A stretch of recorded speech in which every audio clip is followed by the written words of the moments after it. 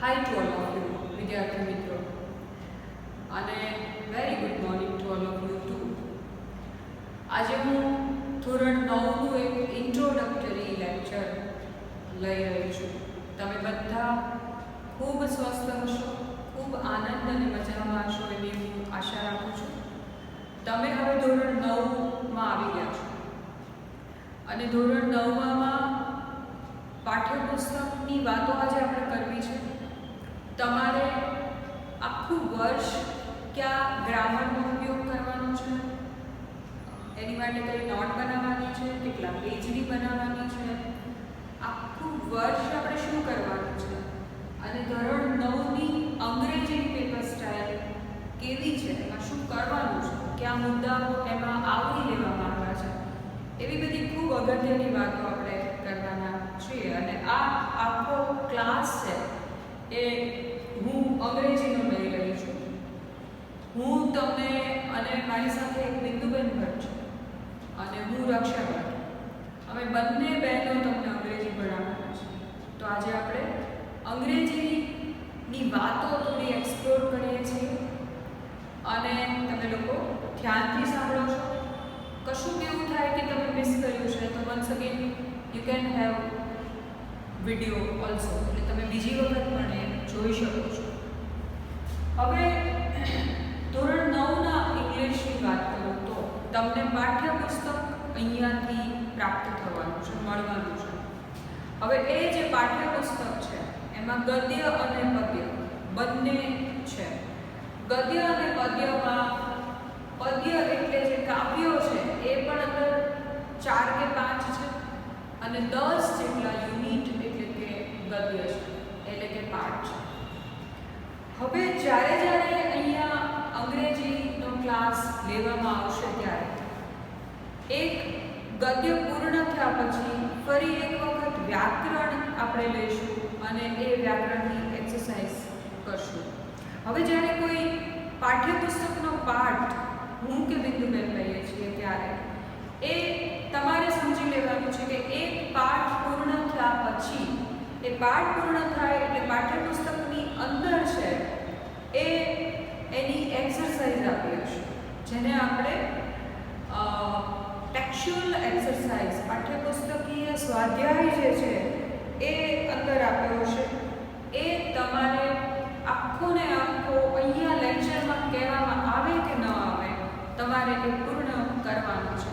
હવે તમે શેમાં એ પૂર્ણ કરશો? પાઠ્યપુસ્તકમાં તો પાઠ્યપુસ્તકીય સ્વાધ્યાય આપ્યો જ છે, પણ એની માટે તમારે એક અંગ્રેજી માટે સ્વાધ્યાય પોથી લેવાની છે.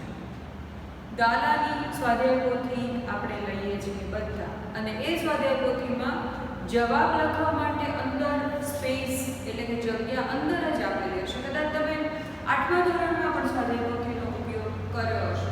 તમને એવું થશે કે શા માટે સ્વાધ્યાય પોથી? તો સ્વાધ્યાય પોથી એટલા માટે કે સ્વાધ્યાય પોથીની જે એક્સરસાઇઝ છે એ એક્ઝેક્ટલી એવી બધી એક્સરસાઇઝ છે કે જે તમારે પરીક્ષામાં પૂછાય છે એવા જ પ્રશ્નો તમને સ્વાધ્યાયમાં આપ્યા છે. આથી કરીને તમને એમાંથી મહાવરો, તમને એમાંથી પ્રેક્ટિસ મળી રહે એની માટે. તો આ એક વાત છે. બીજું કે આપણે 9મી અને 10મીમાં આખું એ વર્ષ વિકાસનું ગ્રામર વાપરવાના છીએ, એનો ઉપયોગ કરવાના છીએ. તો વિકાસનું લેટેસ્ટ ગ્રામર તમને બજારમાંથી મળી જશે, સ્ટોરમાંથી મળી જશે.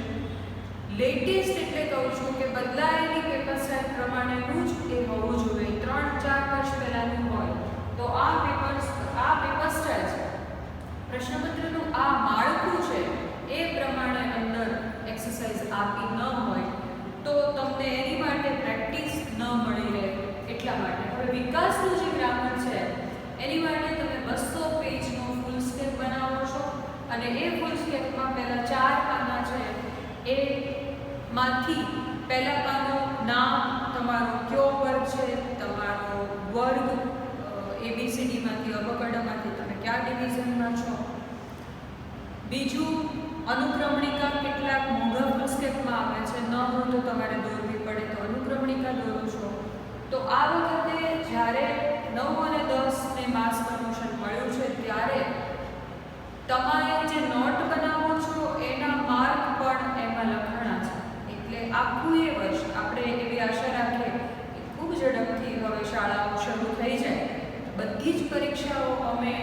ઓફલાઈન લઈ શકીએ અને તમને રોજ મળી શકીએ. પણ માનો કે ધારો કે સપોઝ એવું ન થયું તો તમારા નોટના માર્ક આમાં કાઉન્ટ કરવામાં આવે છે. એટલે ડે 1 થી જે હોમવર્ક અપાય છે એ નોટ તમે બનાવો છો. તો આપણે એક સ્વાધ્યાય પોથી બનાવીએ છીએ 9મીમાં, અને બીજી છે 202ની વ્યાકરણની એટલે કે ગ્રામરની નોટ બનાવીએ છીએ, જેમાં વિકાસ ગ્રામરમાં અપાયેલી બધી જ એક્સરસાઇઝ તમે કરો છો. હવે આપણું જે પાઠ્યપુસ્તક છે જે તમને સ્કૂલમાંથી મળવાનું છે, સરકાર તમને આપવાની છે, એ પાઠ્યપુસ્તક અંગ્રેજીનું ખૂબ રસપ્રદ છે. પહેલી વાત તો એ કે અંગ્રેજીનું આ પાઠ્યપુસ્તક પર્યાવરણની વાતો કરે છે, ખૂબ બધી વાર્તાઓ અંદર છે. એટલે પાઠ્યપુસ્તક આખું પ્રવાસની વાતો કરે છે, ઇતિહાસની વાતો કરે છે, પર્યાવરણની વાતો કરે છે અને વાર્તા તો કહે જ છે. તો એટલું ઇન્ટરેસ્ટિંગ પાઠ્યપુસ્તક છે. એનું જે ગદ્ય એટલે એનું જે યુનિટ ચાલે એ યુનિટ પૂર્ણ થયા પછી તમારે લોકોએ 1 થી 2 વખત એનું રીડિંગ કરવાનું છે, વાંચવાનું છે. તમને એમ થશે કે શા માટે રિપીટેડલી વાંચવાનું હું કહું છું? તો હું એટલે કહું છું કે જ્યારે તમે વાંચો છો ત્યારે તમને રચનાનું દૃઢીકરણ થાય છે. અને આથી કરીને આમાં પેપર સ્ટાઇલમાં એવા કેટલાક પ્રશ્નો છે, બહુ બધા છે, કેટલાક નહીં. માનો કે કોમ્પ્રિહેન્શનનો પ્રશ્ન છે 10 માર્કનો, એ પાઠ્યપુસ્તકમાંથી પૂછાવાનો છે. શોર્ટ નોટ 9મીમાં નથી, આ 10મીનું પેપર સ્ટાઇલ છે, પણ અમુક પ્રશ્નો આમાં નથી, અમુક કોમન છે. અને સાચા ખોટાની નિશાની કરો તો એના 4 માર્ક છે. 9મીમાં 3 હશે, 10મીમાં 4 છે. તો એ તમે પાઠ વાંચ્યા હોય તો જ તમને એની માહિતી યાદ હોય અને તો જ તમે ટ્રુ ફોલ્સમાં પૂરેપૂરા માર્ક લાવી શકો. એવી રીતે એક ફકરો ખાલી જગ્યાવાળો પૂછવાનો છે, એ પણ પાઠ્યપુસ્તકમાંથી પૂછવાનો છે. સમાનાર્થી શબ્દો આપો, એ પણ પાઠ્યપુસ્તકમાંથી જ પૂછવાના છે. એટલે પાઠ્યપુસ્તકનું પોતાનું વેઇટેજ છે એ ખૂબ છે. અને એ વેઇટેજમાંથી સૌથી વધુ માર્ક મેળવવા માટે, અને માર્ક જ મેળવવા માટે નહીં, પણ આપણું અંગ્રેજી ખૂબ સમૃદ્ધ કરવા માટે, ટુ એનરીચ અવર ઇંગ્લિશ લેંગ્વેજ, એના માટે પણ તમે રિપીટેડલી વાંચો છો. ઘરે કોઈ ડિસ્ટર્બ ન થતું હોય તો લાઉડ રીડિંગ કરો છો, જેને લીધે તમે તમારો અવાજ, તમે તમારી વાંચવાની શૈલી, તમે તમારા આરોહો ઇંગ્લિશના છે એ તમે ખુદ સાંભળી શકો, એ બહુ જરૂરી છે. એટલે રીડિંગ ઇઝ મસ્ટ. તમારે ટેક્સ્ટનું રીડિંગ, વાંચન વારંવાર કરવાનું છે. રચનાનું દૃઢીકરણ થાય એટલે વ્યાકરણના નિયમ જાણ્યા સિવાય તમને ખુદને ખબર પડી જાય કે મારી આ રચના સાચી છે કે ખોટી છે. તો એ વાત આપણે ટેક્સની કરી. આખું વર્ષ જે ટેક્સ ભણવાની છે, જે પોયમ ભણવાની છે, એ બધી વન્સ અગેન હું એવું કહું છું કે એમાં આપણે આખી દુનિયાની, ભારતની ખૂબ બધી વાતો વર્ગખંડમાં એક્સપ્લોર કરવાના છીએ, બહુ બધું જાણવાના છીએ. તો આ પેપર સ્ટાઇલ તો છે જ, પેપર સ્ટાઇલ તો હાલો હું બીજા પીરિયડમાં પણ સમજાવું, પણ આજે તમે એક વાત સમજી લો કે તમારી અંદર ભણવાનો, અભ્યાસનો પૂર્ણ ઉત્સાહ અને તમને ખૂબ રસ હોવો જોઈએ, કે તમારો જીવ અભ્યાસ હોવો જોઈએ. ઘરમાં તમારી એક વાંચવા લખવાની નિશ્ચિત જગ્યા હોવી જોઈએ. હું માનું છું નિશ્ચિત સમય હોવો જોઈએ કે એમાં તમે પલાઠી વાળી અને ટેબલ ખુરશી પર બેસી અને ભણવાનો, કેમ સ્કૂલનો હતી ત્યારે એક નિશ્ચિત સમય આપણી પાસે હોય છે કે 12 થી 5:30 મારે સ્કૂલે જવાનું છે, એવું માનીને જ તમે ગૃહ કાર્ય કરવા, વાંચવા, લખવા, દૃઢીકરણ કરવા બેસી જાઓ છો. તમને લિટરલી એની ભૂખ હોવી જોઈએ. અને અહીંયાથી અપાતા વિડીયો લેક્ચર હું કાલે જોઈશ એવું કરવાનું નથી. માનો કે આજના 14મીથી જે વિડીયો લેક્ચર શરૂ થાય છે એ તમે રોજના રોજ જોવો છો, એને રદ નથી કરતા, એને પોસ્ટપોન નથી કરતા કે આજે આ હું કાલે જોઈશ. નહીંતર તમારે વિડીયો લેક્ચર સ્કીપ થઈ જશે, મોબાઈલમાં સર્ફ કર્યા કરવા પડશે અને મળશે નહીં. એનું હોમવર્ક એ જ દિવસે નહીં થાય. એટલે આઈ રિક્વેસ્ટ અથવા તો આઈ હોપ, હું આશા રાખું છું કે તમે એ જ દિવસે જે તે વિષયનો વિડીયો જોઈ એ જ દિવસે એનું બધું જ કામ પતાવો છો. લિટરલી તમને અભ્યાસની, નવું જાણવાની ભૂખ હોવી જોઈએ. આપણે રોજ જમીએ છીએ, હું કાલે જમીશ એવું નથી કરતા. એવી જ રીતે અભ્યાસમાં તમારે વિજ્ઞાનમાં અવકાશ વિશે આવે છે, અણુ વિશે આવે છે, બ્રહ્માંડ એટલે કોસ્મોસ વિશે આવે છે. તમારું સમાજ વિદ્યા એટલું બધું સમૃદ્ધ છે કે સમગ્ર વિશ્વનો નકશો આવે છે, કયો દેશ, કઈ નદી, કયા પર્વતો, કઈ પર્વતમાળાઓ, આ બધું ખૂબ રસપ્રદ છે. તમારામાંથી કેટલાકને હિસ્ટ્રીમાં રસ પડતો હશે, કેટલાકને ભૂગોળ એટલે જ્યોગ્રાફીમાં, નાગરિક શાસ્ત્રમાં, કેટલાકને વિજ્ઞાન ગણિતમાં બહુ મજા આવતી હશે.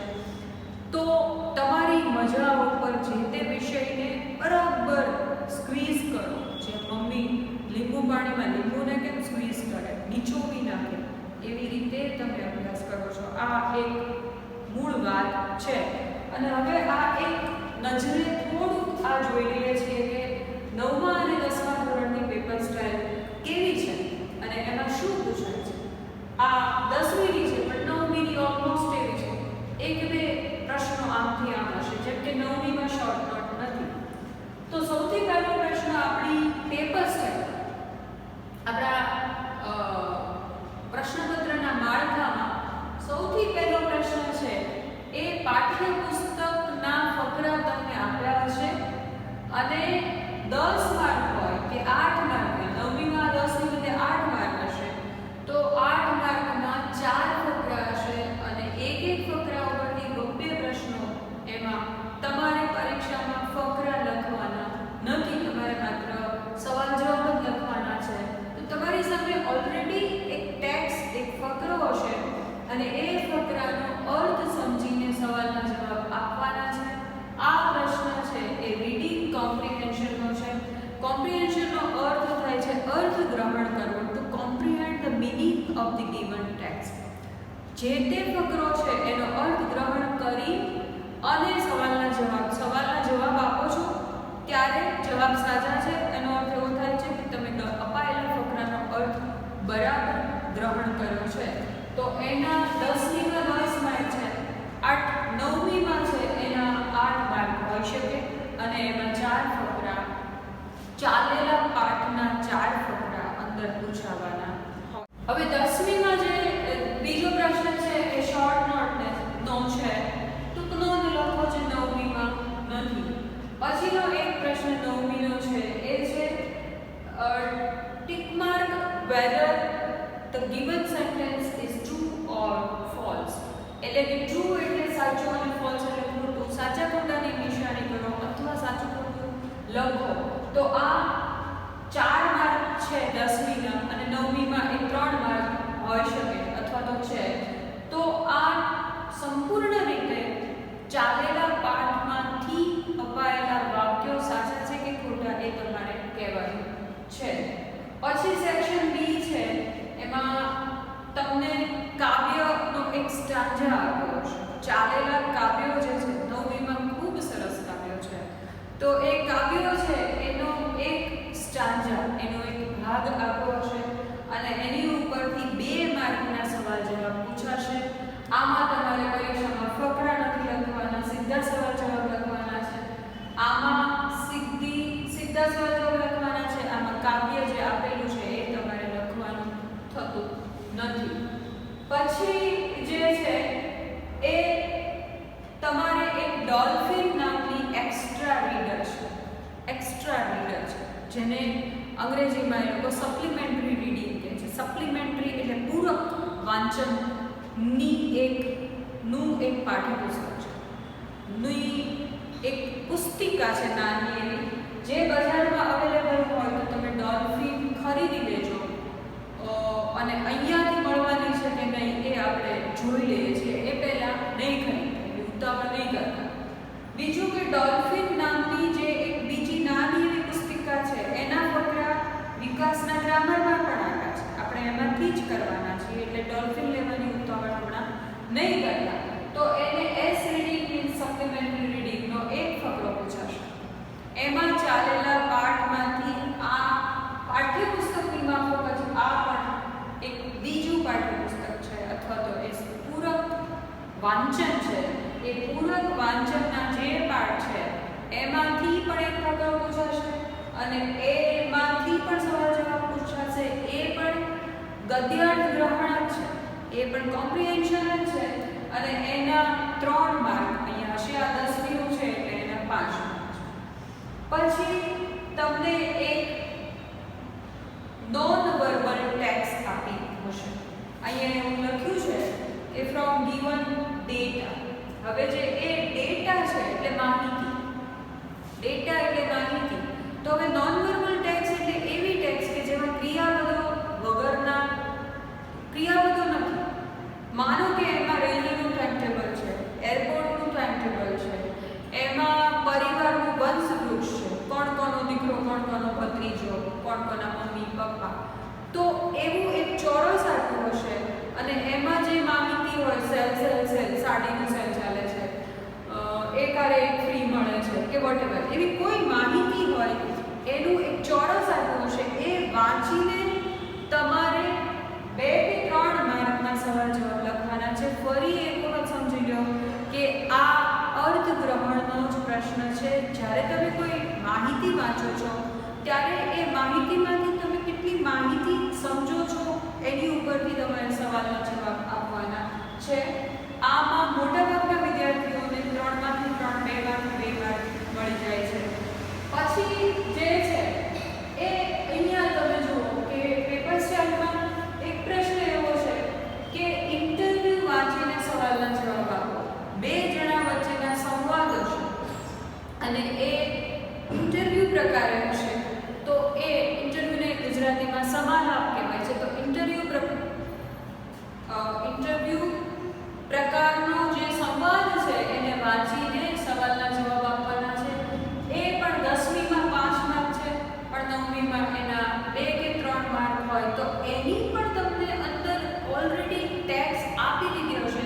તમે કલ્પના કરો કે તમારે અર્થગ્રહણના કેટલા બધા પ્રશ્નો છે કે જેમાં તમારે જેમાંથી જવાબ શોધીને લખવાના છે, એ યાદ રાખવાના નથી, પરંતુ એ માહિતી તો તમારી સામે જ છે. તમારે એ માહિતી વાંચીને જવાબ લખવાના છે. સેક્શન સી છે એ કદાચ 9મીમાં તમારી માટે નવું છે અને એ સેક્શનમાં ફંક્શન્સ આવશે. એ જ્યારે અમે ક્લાસ લઈશું ત્યારે વધારે સમજાશે. ફંક્શનનો અર્થ આમ ઉપયોગ થાય છે. તમે એક નવો મોબાઈલ લાવો કે નવું ટીવી લાવો કે નવું વોશિંગ મશીન લાવો તો તમારે એની બુકલેટમાંથી ફંક્શન્સ શીખવા પડે કે મોબાઈલમાં કોન્ટેક્ટ ક્યાં લખવાના છે, કે જુદા જુદા એના ફંક્શન્સ હોય, એના ઉપયોગો હોય. તો અહીંયા તો વાક્યના ફંક્શન્સની વાત થાય છે. તો ફંક્શન્સનો જે પ્રશ્ન છે એમાં જોડી ગોઠવો 2 માર્કની તમને પૂછાશે. ફંક્શનની જોડી ગોઠવો એટલે કે માનો કે હું તમને એમ કહું કે કોંગ્રેચ્યુલેશન્સ, તો હું જ્યારે તમને કોંગ્રેચ્યુલેશન કહું છું તો એ હું બોલી એ વાક્ય એ ઇન્ટરજેક્શન છે, એનું ફંક્શન શું છે? તો ભાઈ એ હું સામેવાળા વ્યક્તિને કશું કન્વે કરવા માંગુ છું, તો એક્સચેન્જિંગ પ્રેઝન્ટલી એ એનો જવાબ છે. હું તમને એવું પૂછું કે વોટ ઇઝ યોર નેમ, તો એ ઇન્ક્વાયરી એઝ નેચર, એટલે એ વાક્યનો નેચર છે, એ વાક્યનો સ્વભાવ છે, એ વાક્યનું ફંક્શન છે, એ પૂછપરછ છે. તો આવી જોડી ગોઠવો 2 માર્કની પૂછાય છે. પછી 2 જણા વચ્ચેના ડાયલોગમાં કાઉન્સમાં તમને ફંક્શન આપ્યું હોય કે આમાં પ્રોસેસ દર્શાવો અથવા તો પ્રોસેસ દર્શાવતું વાક્ય પૂર્ણ કરો અથવા સ્પેસિફાઈ ટાઈમ. તમારી સ્કૂલે ત્યારે એક પરમ નામનો છોકરો એના ફ્રેન્ડ રોહિતને પૂછે છે કે તારે સ્કૂલે ક્યારે જવાનું હોય છે, પછી કાઉન્સમાં લખ્યું હોય સ્પેસિફાઈડ ટાઈમ. તો રોહિત એવું કહે છે કે મારે સ્કૂલે 12 વાગે જવાનું હોય છે, તો 12 વાગે જવાનું, I go to school at 12 o'clock. તો એ 12 o'clock છે ત્યાં હું વાક્યમાં એક સમય સ્પેસિફાઈ કરું છું. તો આ તમે લિટરલી જ્યારે ભણશો ત્યારે જ આ વાત બધું સમજાશે. અને એનો ને એનો આ ફંક્શનનો ત્રીજો પ્રશ્ન છે. 10મીમાં આના 9 માર્ક છે, 9મીમાં આના વધીને 6 હોઈ શકે, 2 એવી રીતે જઈએ તો complete the sentences with functions. તો વાક્યને તમને જે કીધું છે કાઉન્સમાં એ ફંક્શન દ્વારા છે એ વાક્ય પૂર્ણ કરો. માનો કે તમને એવું કીધું હોય કે આમાં પ્રોસેસ દર્શાવો કે ચા કેવી રીતે બને છે, તો ચાની પ્રોસેસ તમારે એમાં લખવાની હોય છે. આમાં સ્પેસિફાઈ લોકેશન. તો એક માણસે પૂછ્યું કે વેર ઇઝ યોર સ્કૂલ, તો તમારે કહેવાનું છે કે my school is exactly in front of a public garden. મારી શાળા એક જાહેર બગીચાની બરાબર સામે છે. તો તમે એવું કહો છો in front of the public garden, એ તમે તમારી શાળા ક્યાં આવેલી છે એનું લોકેશન બતાવ્યું. તો આવી રીતે ઘણું બધું એવું છે કે તમે એ ફંક્શન દ્વારા તમારે વાક્ય પૂર્ણ કરવાના છે.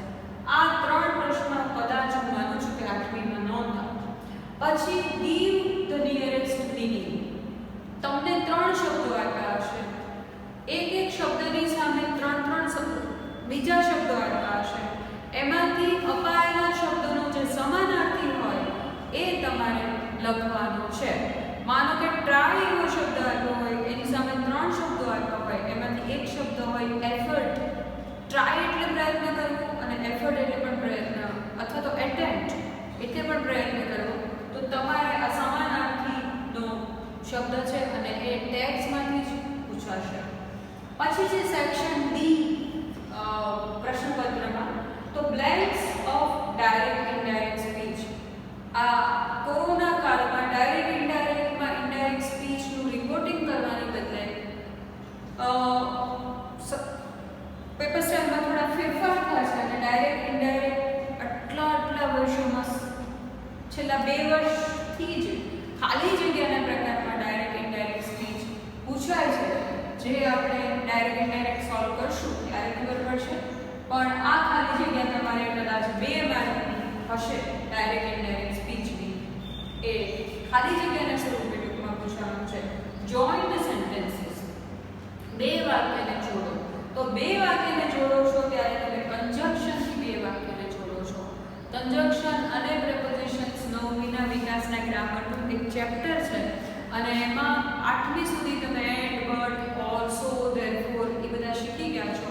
હવે એમાં ઘણા બધા શબ્દોનો ઉમેરો છે.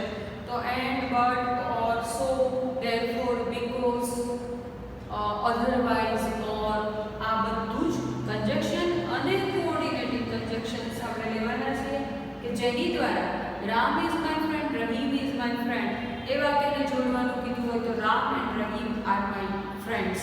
My dress is old, I like it. My dress is old but I like it. તો ત્યાં તમે બટથી વાક્યને જોડો છો. એવું બધું આપણે શીખવાના છીએ જોઈન્ટ સેન્ટેન્સમાં. પછી પાછો એક ખાલી જગ્યાનો પ્રશ્ન છે.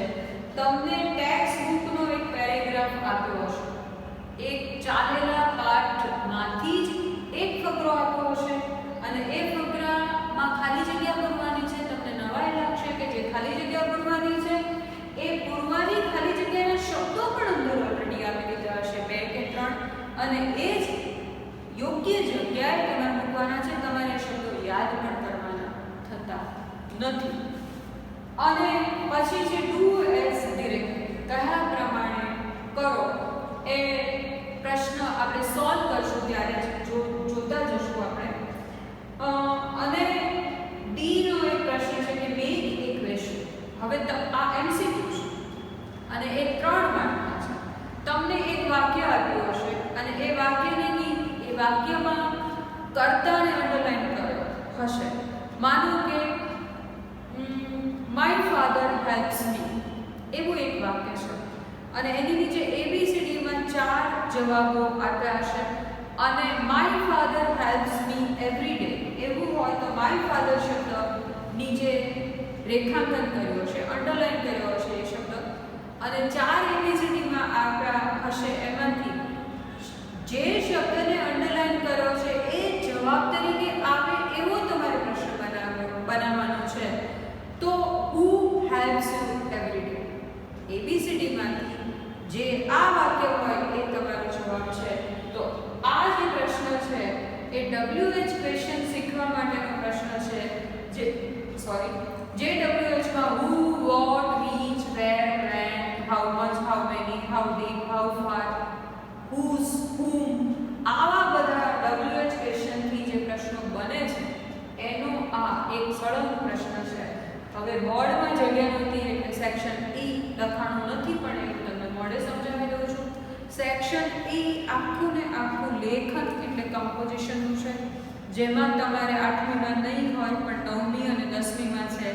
તમારે અહેવાલ લેખન શીખવાનું છે, રિપોર્ટ રાઇટિંગ.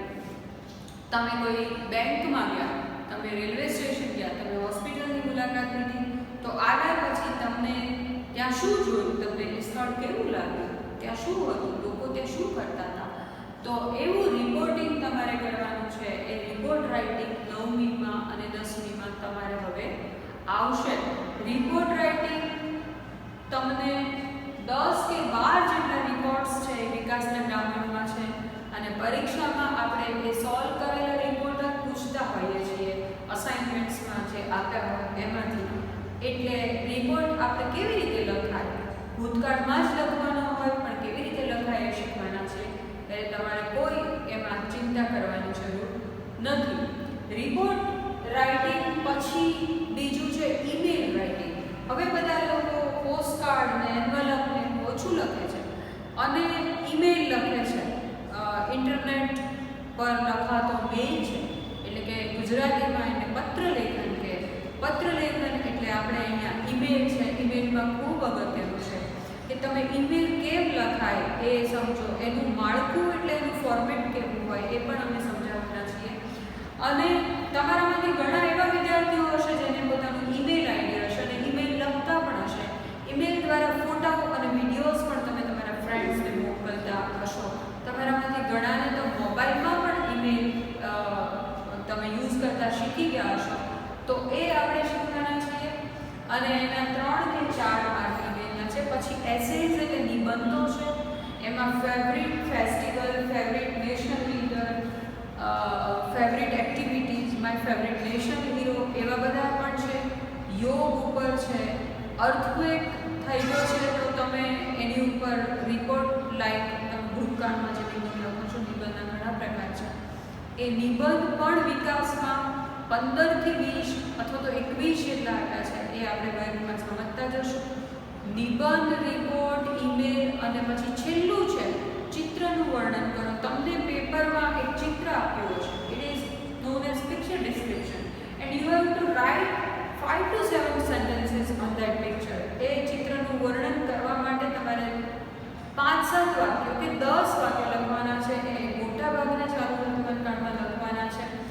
એ દરિયા કિનારાનું ચિત્ર હોઈ શકે છે, વર્ગખંડનું ચિત્ર હોઈ શકે છે, લાઇબ્રેરીનું ચિત્ર હોઈ શકે છે, કે પિકનિકનું ચિત્ર હોઈ શકે છે, બર્થડે પાર્ટીનું ચિત્ર હોઈ શકે છે. અને એ ચિત્ર જોઈને તમારે એ ચિત્રનું વર્ણન કરવાનું છે ચાલુ. તો આ સેક્શન ઈમાં પૂછાતા પ્રશ્નોની વાત કરી. અને લેખન છે એ લેખન આજે તમે કર્યું અને કાલે પરીક્ષામાં તમે લખી શકો એવું શક્ય નથી. તમારે લેખન છે એ કંઠસ્થ કરવા પડે, લેખન વારે વારે વાંચવા પડે. નિબંધ હોય તો એના સ્પેલિંગ પાકા કરવા પડે. એક વખત કંઠસ્થ થાય પછી તમે લખીને પાકા કરો છો, સ્પેલિંગની ક્યાં ભૂલ થાય છે એ જુઓ છો, તો જ તમને યોગ્ય માર્ક મળી શકે. તો આજે આપણે આ બધું જ સમજી લીધું છે. બસ હવે તમારું ભણવાનું સેકન્ડ લેક્ચરથી શરૂ થશે. ફરી એક વખત આપણે સમજી લઈએ છીએ કે ડે 1 થી એક પણ વિડીયો લેક્ચર સ્કીપ કર્યા વગર તમે જે દિવસનું જે લેક્ચર હોય એનું ફોલોઅપ કરો છો. લેક્ચર પણ એ દિવસે સાંભળી લો છો. અને એક ગદ્ય પૂર્ણ થાય ઇંગ્લિશમાં, એની પછીનું સદેપોથીમાં એમાં અહીંયા કહેવામાં આવે કે ન આવે, તમારે એનો પછી તમે 2 મહિના પછી એવું કહો કે લે યુનિટ 1નું તો તમે કીધું નથી કે સ્વદે ના, તમારે એક યુનિટ પૂરું થાય એટલે એની હારે જોડાયેલી બધી જ પાઠ્યપુસ્તકીય એક્સરસાઇઝ છે એ પૂર્ણ કરવાની છે. હાલ તુરંત તમે એક સ્વાધ્યાય પોથી લો છો વિકાસની દાદાની બુકમાં, અને વિકાસનું ગ્રામર લઈ લો છો અને 200 પેજની નોટ લઈ લો છો આગલા 4 પાના છોડીને. અથવા એમાં અનુક્રમણિકા, નામ, નંબર હજી તમને મળ્યો નથી તમારો રોલ નંબર, એ બધી જગ્યા ખાલી રાખજો અને ખૂબ સરસ ઊંધું ચઢાવો છો. ખૂબ સારા અક્ષરે કામ કરો છો. એમાં પેજ ખોટે ખોટા બગાડતા નથી. આટલું કહીને હું અહીંયા અટકું છું. આ આપણું એક ઇન્ટ્રોડક્ટરી લેક્ચર છે કે જે તમને ભણવા માટે ટ્રિગર કરે, શું કરવાનું છે એ તમને ખબર પડે, એક દ્રશ્ય સ્પષ્ટ થાય અને તમે કામ કરતા થાઓ. આપણે મળીએ છીએ નેક્સ્ટ લેક્ચરમાં. ત્યાં સુધી તમને સૌને good bye. Goodbye to all of you. Thank you.